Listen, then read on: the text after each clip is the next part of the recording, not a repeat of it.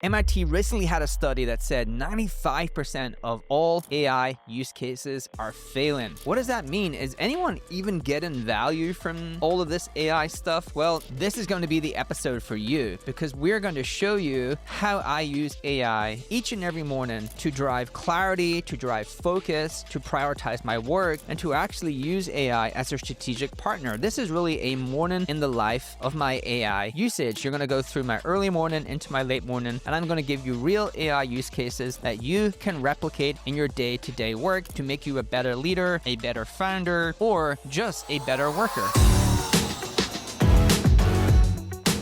All right, so in this episode, we're going to go through kind of my early morning and late morning. So this was kind of inspired by an MIT report that was launched recently that said 95% of all AI pilots are failing. Now, I'm going to come back to that in a future show because there's a reason all these AI pilots are failing that I think I can help companies with. But because of that, I thought, well, I want to show how I use AI in my day-to-day work because AI is being really impactful, is driving value if you know how to use it. So in this episode, we're not going to do a complete day in the life because I started to do that and it would take a couple of hours. We're going to do a morning in the life. We're going to do me getting on my laptop between 8 and 8:30. People will say, wow, that's pretty late. I have a toddler, so I am up from 4:30 probably doing parenting things. And so I spend the first 4 hours typically kind of doing the kind of use cases that I'm going to show you today. I'm going to use AI as my chief of staff. That is going to help me drive clarity and focus. Then I am going to use AI to create any updates I need to create. I might have to create an update for the board. I might have to create updates for the exec team. You typically do have to spend a lot of your time, if you are across a broad range of things, updating folks in your company how those things are going. Well, we want the AI to do that because why do I love AI? Because I can spend more time doing the work, practicing the craft, and having the AI do a lot of the other things like comms, my kind of chief of staff, those kind of things. And then the third one, we're going to use AI, my kind of late morning. So I've done my morning, I've got clarity and focus. I've got the very early morning comms out. Now I'm getting into my kind of like 10 a.m. I really need to switch on my focus brain. I'm a morning person and I'm going to start using AI as my red team. And I'm going to show you how that works, which is basically help me think more critically, more strategic about the things that I want to do. So let's get into these use cases. Real quick, I'm giving you my own AI executive team tech stack. This is what I use in my actual morning routine with my 3 AI assistants, my chief of staff, my executive communications assistant, and my ruthless strategic advisor. You can steal my prompts, my workflow, and everything in between to transform your own workflow. Get it right now. Scan the QR code or grab it at the link in the description. Now let's get back to the show. All right, so what is AI Chief of Staff? Now, I will say that I have a very complex, a more complex tutorial on my Substack that goes through this in much more detail if anyone wants to use AI to run a complete operating model. But I'm going to give you one that I use time and time again to run projects, and I think it's just as valuable. And this is one that I love, right? Because when you are running large teams or large projects, but even if you're not, even if you're just running something for yourself or a couple of folks, you're collecting a lot of information and it becomes hard to like keep track of those things. And so this chief of staff is set up for each individual project, strategic project that I have. And so what we have here is we have the instructions. So this chief of staff is really set up to do 3 core things that I think are really important. It's able to kind of surface any blockers you have. And so really what you want to do is solve blockers for strategic projects as quick as possible, right? Blockers are the things that are stopping you from being successful. The other one is trying to identify KPI gaps. And basically what that is whether you're measuring your KPIs, the things you said you would deliver, the metrics you said you would deliver, the things you told the business you would deliver.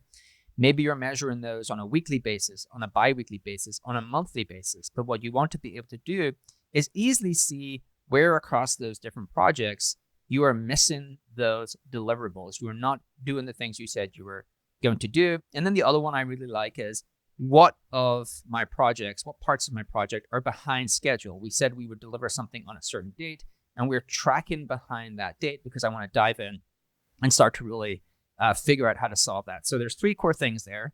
There's the blockers, there's the KPIs, and then there's the KPI gaps, and then there's any initiatives that are behind schedule.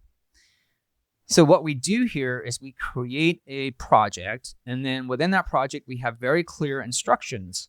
And now you can set the instructions however you want. We are going to just tell it to be clear and concise and insightful. We're going to tell it to ground itself in clear evidence. So it always cite its sources. We want to surface blind spots. We want it to challenge my thinking. Be respectful, AI.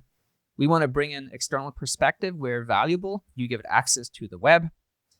We want to think long-term and systematically. We want to prioritize accountability. We want to always end with clear next steps, questions to consider, etc., etc. So you can set this up in any way you want, but that's my kind of instructions. Another instruction could be really simple, like act as my chief of staff. These are the things that I want you to replicate. Then we want to make sure that we have the core files and projects to be able to do the things I'm about to show you. And so big important ones are the docs that kind of keep a running update of these projects and show blockers, that show metrics, that show core deliverable dates. And so you have to continue to upload those into your context with that project. Now the problem with all of these assistants is every time you update a KPI doc, every time you update a blocker doc, whatever doc is keeping track of your projects, your KPIs, your blockers, your deliverable dates, each time one of those is updated, you have to re-upload that doc. And so one of my things that I do is I use single docs to keep everything in. So we have a bi-weekly sprint doc where we talk about what we're going to get done in the next 2 weeks and what we got done in the previous 2 weeks. And that's a running doc. Everything is in there. So I just have to upload one doc. We have a KPI doc where we update every month with our core KPIs. And so I have to just re-upload one doc. And then we have another doc that really talks about the core roadmaps and deliverables. And we update that every quarter. And because it's a singular doc, again, I just have to re-upload one doc. So now I have my little chief of staff here. And so in the morning, what I really do is I come in here and I basically say, okay, like for my week, I have this thing where I don't want any blocker to go unsolved within a given week, right? So everything has to be solved within a given week. So I can basically tell it to summarize all the key blockers from July, tell me if there's a mitigation plan, because everyone on my team who owns something always have to have mitigation plans. And if there's not, well, the AI should suggest something. And so it does a really good job here. And so this is the first thing I would look. Now, I will point out for everyone watching that I have added some logic into the prompt to create a fake version of this, because the one I use is for internal HubSpot information. And so it has anonymized it here. So when you're looking at this, this is not internal stuff that we are doing. This is just for illustration purposes. But you can see here it has blockers. It will pull out the kind of different work streams within my project.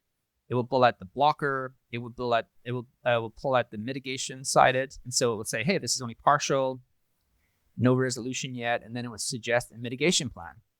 And it will go through that for each work stream in my core strategic project. And then it will give me a summary table. And so this is how I plan my week, right? I'm like, okay, these are the hard things that I have to solve. I want to try to solve the hardest problems that can actually drive the most momentum. And so that's what I do. And so this is like use case number 1 for my AI chief of staff. I actually will run this, and then I will plan my week or my day accordingly. Say, hey, what's the biggest blocker that I need to solve with the team? All of these need to be solved within a given week. Let me show you one other one for the chief of staff, which is the metric gaps, which I really love. So basically what I want to do is look at anything that I missed, right? And any of the core work streams that are missing their metrics, I want to help to get back on track. That is really important. Dive into the work, dive into the weeds, make sure we get those things back on track. And so you can see here, it would pull out the work streams. It would tell me about the missed metric. It would tell me about the reason given, because you always have to give a reason. If you have a missed metric, you have to give a mitigation plan if you have a blocker. And then it will go through these things. And basically, again, at the end, it's going to create this really cool table to show me all of the different work streams in this strategic project that are currently missing their metric. Now I have a summary of the biggest blockers, and that's one part that can actually help me focus my time. And then I'm going to have a summary of the missed metrics, and I'm going to have the reason, and then I'm going to have consistency of patterns. So that's the other thing I love, which I put in, because you can see the product trial, the paid is an emergent pattern, whereas the customer acquisition is, yes, we've missed this 4 months in a row. And so this is pretty cool, right? Emergent, flagged twice.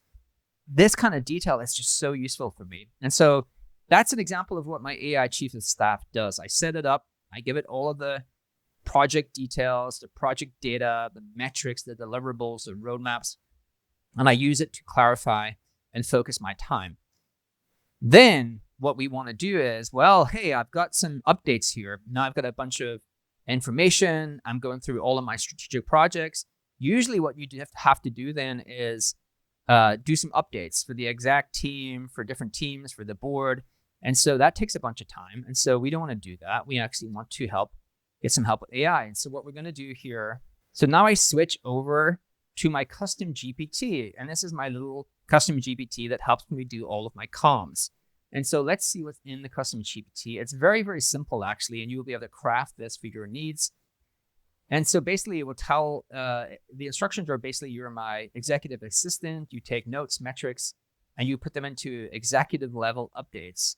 And then I ask it, I've only got 2 options here. In a different one, I have many more options. So you can have whatever are the kind of comms that you usually have to do. Now, what you have to do is give it the example output. So I have here, there's 2 options. There's a 2-page memo, or there's an exec slide outline.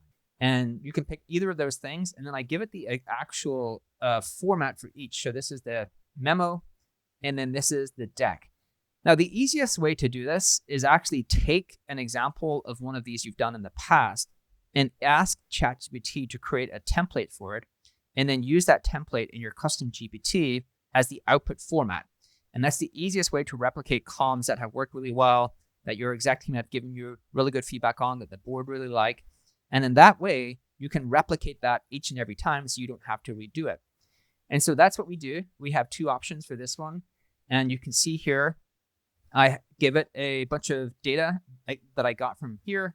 All right, I've grabbed a bunch of updates. I've put them into this kind of format. And then I just asked it to create an exec slide outline. And that exec slide outline is pretty basic, right? I have versions of this that are more complex, but just to show you how I use AI to do my work, I would basically get all those updates. I would grab some of that information and I would put it into my custom GPT, and I would craft my update I would craft a deck that I need to update the exec team with, the board team with, whoever it may be. And then it will give me this really cool outline. Now I've got my outline. Again, I have not really had to do much, right? I've just had to guide the AI to do it. And the cool thing is that I can now just, because of GenSpark, I can get my slide deck done pretty quickly, right? This is GenSpark. I just put that into GenSpark. I ask it to create the deck. Now you're going to say this is really basic. Again, this is just for example purposes. I have a much more complex one that I use for exec updates that are based upon our format. So you can change the format to however suits you. And GenSpark can really just replicate that. Then I can just download this as a PDF and send it. And now I've got my AI chief of staff have done all of my focus time. And now I've got my exec updater, my custom GPT, to take a lot of that information and to craft it into a deck or a 2-page memo. And then I quickly use GenSpark to create that internal comms. And then I send it to my team. So now that's been my morning, right? I've come in, I've worked with my chief of staff to get my blockers. I've worked with my chief of staff to get the core work streams that are missing their metrics. I look at the patterns and I say, okay, I'm going to solve this blocker today. I'm going to help these teams solve this metric today. And then I go and say, okay, well, I need to provide some updates to tell people how these different strategic projects are going. Grab the updates from the chief of staff. I give them to my custom GPT. I create the deck, put that into GenSpark, and then GenSpark creates the content for me. And there you go. That's a busy morning.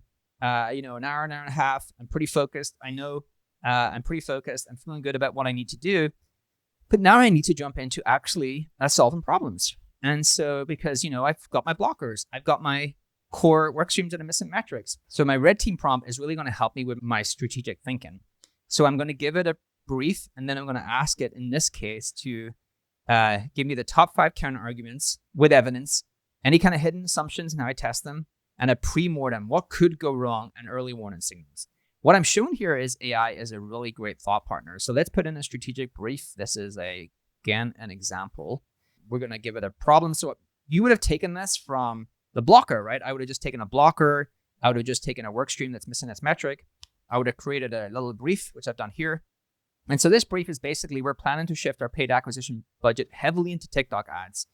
We're aiming to double signups from Gen Z founders in the next 12 months. We're going to reduce Google ads. And we're going to spend by 40% to fund this. We've got a goal here to double signups, maintain our CAC, increase brand awareness. We have content constraints and assumptions, right? We have a fixed budget. We only have one in-house creative team. Our assumption is TikTok will remain a fast growth platform in 2025 for Gen Z. The market context, right? The ICP Gen Z founders building SaaS or consumer tech. Competitor A scaled TikTok in 2024, but struggled with ad fatigue. Competitor B still focused on LinkedIn. Higher CAC, but stronger B2B trust. Known risks and questions. Will reducing Google ads hurt bottom of the funnel conversions? Can our small creative team sustain TikTok content demands? Will investors perceive TikTok heavy strategy as too risky for B2B? No. Look at Chloe, who have about 100 billion different creators created on TikTok. Okay, so we have a brief. So again, I'm just trying to really show you how this integrates into someone's day, because I don't think anyone really talks about that. They just talk about a lot of hype.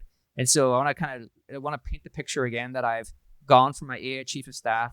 I've got my focus in the blockers and the metric gaps. I've done my updates that I need to do for the different teams. And then I've taken one of those pieces of focused work that I want to do. It's a blocker problem. It's a work stream KPI gap. There is another one that this speaks to, which is the opportunities that we have. We always keep track of what are the bigger opportunities that we can go after. We create a little brief, and then we want to use ChatGPT to really start helping us with our critical thinking. Now, a very important thing here is you do not want to outsource your thinking. Never outsource the core skills. AI is an assistant. So when I get this, what I'm going to do is take it away, paste it into a different doc, and work in a different doc with it, right? Because I want to remove myself from AI for some amount of time to apply my own critical thinking. What I'm seeing a lot more of, and it does worry me, is people creating things verbatim from AI, and they've done none of their own critical thinking. I read through it and I'm like, do you actually really believe any of this? Or are you just pasting what AI told you was a good idea or a bad idea? That is a terrible use of AI. There has been a study released very recently that AI can make people much, much dumber. And the reason it makes people much dumber is because you don't use AI. You don't outsource yourself, your core skills to AI. You actually use AI as an assistant. So let's run this prompt. And I've got, because this is a thinking task, I've got GPT-5 thinking now.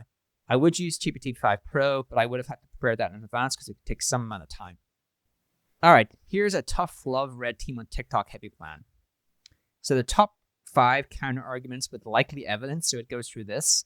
It talks about the platform and regulatory risk and is non-trivial in the US, which is true.